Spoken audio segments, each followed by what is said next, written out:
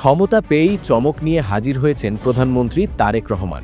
তিনি কি সত্যিই নিজের পকেটের টাকায় কেনা তেল দিয়ে গাড়ি চালাচ্ছেন? সরকারি প্রোটোকলের সেই চেনা দাপট কি তবে অতীত হতে চলেছে? জাতীয় সংসদ নির্বাচনের পর সরকার গঠন করেই প্রধানমন্ত্রী তারেক রহমান এমন কিছু সিদ্ধান্ত নিয়েছেন যা সবাইকে অবাক করে দিচ্ছে।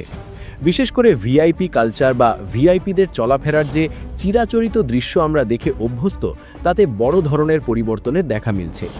এসব কি শুধুই চমক নাকি অন্য কোনো পরিকল্পনার অংশ? প্রধানমন্ত্রী বা ভিআইপিরা যখন রাস্তায় বের হন, তখন সাধারণ মানুষের অবস্থা কি হয় তা আমরা সবাই জানি। সাইরেনের শব্দ, পুলিশের হুইসেল আর ঘন্টার পর ঘন্টা আটকে থাকা গাড়ি। কিন্তু এবার কি সেই চিত্রে কোনো পরিবর্তন আসছে? খবর পাওয়া যাচ্ছে প্রধানমন্ত্রী তারেক রহমান তার চলাচলের ক্ষেত্রে প্রোটোকল নিয়ে বিশাল এক পরিবর্তনের নির্দেশ দিয়েছেন। তিনি নাকি সরকারি গাড়ি ব্যবহার করবেন না। বিষয়টি অবাক করার মতো হলেও সত্য যে তিনি নিজস্ব ব্যবস্থাপনায় যাতায়াত করার সিদ্ধান্ত নিয়েছেন। মানে হলো গাড়ির ড্রাইভার থাকবে তার ব্যক্তিগত, এমনকি গাড়ির জ্বালানিও কেনা হবে নিজের টাকায়। রাষ্ট্রীয় কোষাগারের টাকা বাঁচানোর এই উদ্যোগ নিঃসন্দেহে নজিরবিহীন। সাধারণত প্রধানমন্ত্রীর গাড়িবহরে আমরা ১৩ থেকে ১৪টি গাড়ির লম্বা লাইন দেখতে পাই। নিরাপত্তার অজুহাতে বা প্রোটোকলের স্বার্থে এই বিশাল বহর নিয়ে চলাটাই যেন নিয়ম হয়ে দাঁড়িয়েছিল। কিন্তু নতুন নির্দেশনায় এই গাড়ির সংখ্যা কমিয়ে মাত্র ৪টিতে নামিয়ে আনার কথা বলা হয়েছে। হ্যাঁ, মাত্র ৪টি গাড়ি নিয়ে প্রধানমন্ত্রী চলাচল করবেন। শুধু তাই নয়, আগে প্রধানমন্ত্রীর গাড়ি যাওয়ার সময় রাস্তার দুই পাশে পুলিশ সদস্যদের সারিবদ্ধভাবে দাঁড়িয়ে থাকতে দেখা যেত। রোদে পুড়ে বা বৃষ্টিতে ভিজে পুলিশ সদস্যদের এই দাঁড়িয়ে থাকার দৃশ্য আর দেখা যাবে না, কারণ প্রধানমন্ত্রী এই নিয়ম বাতিল করেছেন। তিনি চান না তার চলাচলের জন্য রাস্তায় এমন কোনো বাড়তি আয়োজন থাকুক যা সাধারণ মানুষের চোখে দৃষ্টিকটু লাগে বা পুলিশ সদস্যদের অহেতুক কষ্টে ফেলে। সাধারণত ভিআইপিদের গাড়িতে জাতীয় পতাকা উড়তে দেখা যায়। পতাকাবাহী গাড়ি মানেই রাস্তায় আলাদা আয়োজন। কিন্তু প্রধানমন্ত্রী সিদ্ধান্ত নিয়েছেন তিনি সাধারণ চলাচলের সময় গাড়িতে জাতীয় পতাকা ব্যবহার করবেন না। পতাকা কেবল তখনই ব্যবহার করা হবে যখন তিনি কোনো রাষ্ট্রীয় অনুষ্ঠানে যোগ দেবেন, অর্থাৎ দৈনন্দিন অফিস বা ব্যক্তিগত কাজে যাতায়াতের সময় তার গাড়িটি আর 10টা সাধারণ গাড়ির মতোই রাস্তায় চলবে। এবার নজর দেওয়া যাক প্রশাসনিক কাজের ধরনে। মন্ত্রিসভার বৈঠকগুলো সাধারণত অনুষ্ঠিত হয় প্রধানমন্ত্রীর কার্যালয়ে। এর ফলে যা হয়, সচিবালয় থেকে সব মন্ত্রী এবং সচিবদের প্রধানমন্ত্রীর কার্যালয়ে যেতে হয়। এই আসা যাওয়ার পথে তৈরি হয় বিশাল যানজট। সাধারণ মানুষ পড়ে চরম ভোগান্তিতে। এই সমস্যা সমাধানে প্রধানমন্ত্রী তারেক রহমান নির্দেশ দিয়েছেন, মন্ত্রিসভার বৈঠক এখন থেকে বেশিরভাগ সময় সচিবালয়েই অনুষ্ঠিত হবে। এর ফলে মন্ত্রীদের আর দল বেঁধে প্রধানমন্ত্রীর কার্যালয়ে ছুটতে হবে না। রাস্তায় ভিআইপি মুভমেন্ট কমবে এবং সাধারণ মানুষের ভোগান্তিও কমবে। সচিবালয়ে বসে কাজ করার এই সিদ্ধান্ত প্রশাসনের কাজে গতি আনবে বলে মনে করা হচ্ছে। কাজের গতির কথা যখন উঠলই, তখন আরেকটি গুরুত্বপূর্ণ খবর দিই। প্রধানমন্ত্রী তারেক রহমান প্রশাসনিক কাজে বাড়তি গতি আনতে সপ্তাহে ৬ দিন অফিস করার সিদ্ধান্ত নিয়েছেন। প্রতি শনিবারও তার কার্যালয় খোলা থাকবে। যেখানে সরকারি ছুটির আমেজে শনিবারের ঢিলেঢালা ভাব থাকার কথা, সেখানে খোদ প্রধানমন্ত্রী অফিস করবেন, যা প্রশাসনের অন্য কর্মকর্তাদের জন্য এক কড়া বার্তা। কাজের প্রতি এই বাড়তি মনোযোগ কি নতুন বাংলাদেশের ইঙ্গিত? সেটাই এখন দেখার বিষয়। সরকার গঠনের পর সংসদীয় দলের প্রথম বৈঠকেই বড় একটি ধাক্কা এসেছে এমপিদের সুযোগ সুবিধার ক্ষেত্রে। আমরা এতদিন দেখেছি এমপি হলেই শুল্কমুক্ত গাড়ি আমদানির সুযোগ থাকে ঢাকায় প্লট পাওয়ার নিশ্চয়তা। কিন্তু এবার বিএনপি দলীয় সংসদ সদস্যরা শপথ নেওয়ার পরপরই সিদ্ধান্ত নিয়েছেন তারা কেউ শুল্কমুক্ত গাড়ি বা সরকারি প্লট নেবেন না। বিএনপির মিডিয়া সেল থেকে এই তথ্য নিশ্চিত করা হয়েছে। জনগণের টাকায় কেনা বা জনগণের সম্পদ হিসেবে গণ্য এই সুবিধাগুলো ত্যাগ করা নিঃসন্দেহে একটি সাহসী পদক্ষেপ। সরকারি সুযোগ সুবিধা কমিয়ে আনার এই নীতিগত সিদ্ধান্ত যদি শেষ পর্যন্ত অটুট থাকে, তবে তা বাংলাদেশের রাজনীতিতে এক নতুন দৃষ্টান্ত স্থাপন করবে। নির্বাচনের আগে ইশতেহারে অনেক প্রতিশ্রুতি দেওয়া হয়েছিল। সরকার গঠনের পর সেই প্রতিশ্রুতিগুলো কি ফাইলবন্দি হয়ে পড়ে থাকবে নাকি দ্রুত আলোর মুখ দেখবে? মন্ত্রিসভার প্রথম বৈঠকেই এই বিষয়গুলো নিয়ে কড়া নির্দেশনা দেওয়া হয়েছে।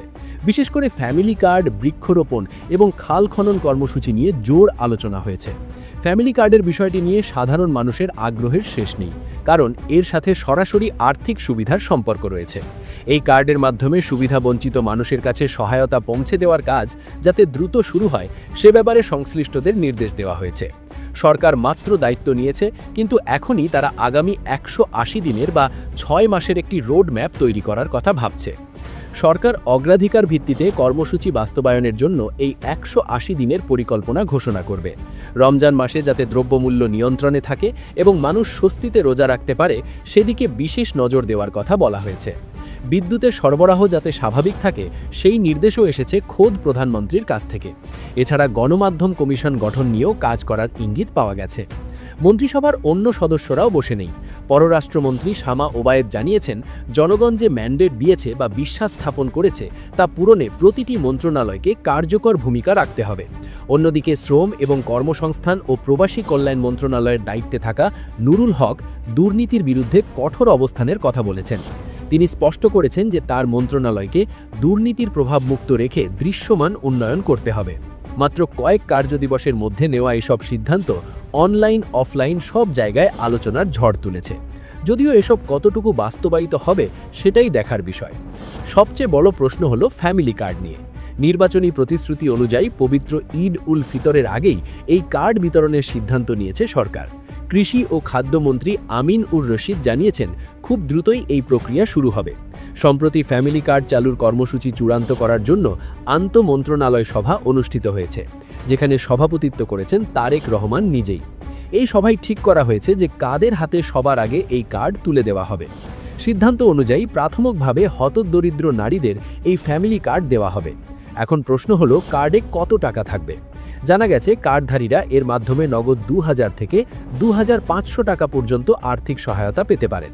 বর্তমান বাজারের অবস্থায় এই টাকাটা নিম্ন আয়ের মানুষের জন্য ঈদের আগে বড় একটি স্বস্তি নিয়ে আসবে। তবে সারা দেশে একযোগে এই কার্ড দেওয়া হবে কিনা তা নিয়ে কিছু প্রশ্ন ছিল। মন্ত্রী জানিয়েছেন, প্রাথমিক পর্যায়ে নির্দিষ্ট কিছু অঞ্চলের মানুষের মধ্যে এই কার্ড বণ্টন করা হবে। অর্থাৎ পুরো দেশে একসাথে শুরু না করে ধাপে ধাপে এগোনোর পরিকল্পনা নেওয়া হয়েছে। এই ফ্যামিলি কার্ড প্রকল্পটিকে সুষ্ঠুভাবে বাস্তবায়নের জন্য একটি শক্তিশালী কমিটিও গঠন করা হয়েছে। 2 জন মন্ত্রী ও 2 জন উপমন্ত্রী সহ মোট 15 জন সদস্যের এই কমিটির নাম দেওয়া হয়েছে ফ্যামিলি কার্ড প্রধান সংক্রান্ত মন্ত্রিসভা কমিটি। এই কমিটির প্রধান হিসেবে থাকছেন অর্থমন্ত্রী। কমিটিকে আগামী 24শে ফেব্রুয়ারির মধ্যে একটি প্রাথমিক প্রতিবেদন জমা দেওয়ার নির্দেশ দেওয়া হয়েছে। কমিটি ঠিক করবে ফ্যামিলি কার্ডের ডিজাইন কেমন হবে এবং যারা টাকা পাবেন তাদের কিভাবে নির্বাচন করা হবে। এছাড়া মন্ত্রিপরিষদ সচিব সহ 7টি মন্ত্রণালয়ের সচিবরা এই কমিটিতে আছেন। তাদের কাজ হলো জাতীয় পরিচয়পত্র এবং ন্যাশনাল হাউসহোল্ড ডেটাবেস ব্যবহার করে একটি নির্ভুল তালিকা তৈরি করা, যাতে প্রকৃত হতদরিদ্র মানুষই এই সুবিধা পায়। এবার আসা যাক রমজানের বাজার পরিস্থিতির কথায়। রমজান মাস এলেই আমাদের দেশে জিনিসপত্রের দাম বাড়ার এক অঘোষিত প্রতিযোগিতা শুরু হয়। বিশেষ করে মাছ, মাংস, দুধ আর ডিমের দাম সাধারণ মানুষের নাগালের বাইরে চলে যায়। এই কষ্ট লাঘব করতে তারেক রহমান এবার বড়সড় উদ্যোগ নিয়েছেন। রমজানের নিম্ন আয়ের 10 লাখ পরিবারকে সুলভ মূল্যে প্রোটিন বা আমিষের চাহিদা পূরণের আওতায় আনা হবে। অর্থাৎ এবার 10 লাখ পরিবার কম দামে দুধ, ডিম ও মাংস কিনতে পারবেন। এর জন্য রাজধানীর উত্তরা, আজিমপুর, মিরপুর সহ 25টি স্পট বা জায়গায় বিশেষ বিক্রয় কেন্দ্র বসানো হবে। এই কার্যক্রম চলবে পুরো রমজান মাস ধরে। এখন প্রশ্ন হলো, দাম কত হবে? জানা গেছে, এখান থেকে 1 ডজন ডিম কেনা যাবে মাত্র 96 টাকায়, 1 কিলো দুধ পাওয়া যাবে 80 টাকায় এবং 1 কিলো গরুর মাংস পাওয়া যাবে 650 টাকায়। শুধু ঢাকায় নয়, দেশের অন্যান্য জেলাতেও এই উদ্যোগ ছড়িয়ে দেওয়ার পরিকল্পনা রয়েছে তারেক রহমানের। এর ফলে খোলা বাজারেও জিনিসপত্রের দাম কমে আসবে, কারণ সরকারিভাবে কম দামে পণ্য বিক্রি হলে অসাধু ব্যবসায়ীরা আর ইচ্ছে মতো দাম বাড়াতে পারবে না। রমজান মাসে কিছু অসাধু ব্যবসায়ী পণ্যের দাম বাড়িয়ে নিম্ন আয়ের মানুষের কষ্ট বাড়িয়ে দেয়। তারেক রহমানের মতে এই উদ্যোগ তাদের জন্য বড় সহায়ক হবে। ভবিষ্যতে এই কার্যক্রম আরও বড় পরিসরে করার পরিকল্পনাও রয়েছে।